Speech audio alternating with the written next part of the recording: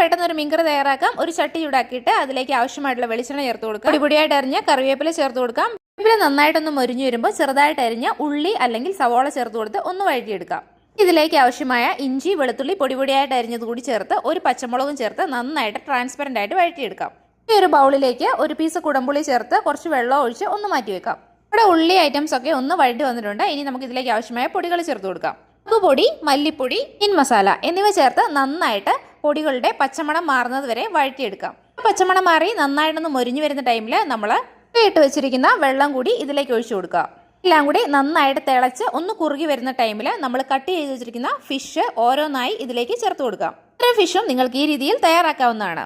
ഇത് നന്നായിട്ട് തിളച്ച് ഒന്ന് പറ്റി വരുന്ന ടൈമിൽ നമുക്ക് ഇതിലേക്ക് കുറച്ച് കായം ഒന്ന് ചേർത്ത് കൊടുക്കാം. കറി തയ്യാറാക്കുമ്പോൾ നിങ്ങൾ ഇതേപോലെ കായം ചേർത്താണ് തയ്യാറാക്കുന്നതെങ്കിൽ ഉറപ്പായിട്ടൊന്ന് കമൻറ്റ് ചെയ്യണേ. ഈ അടിപൊളി വീഡിയോയുമായി വീണ്ടും കാണുന്നവരേക്കും ബൈ.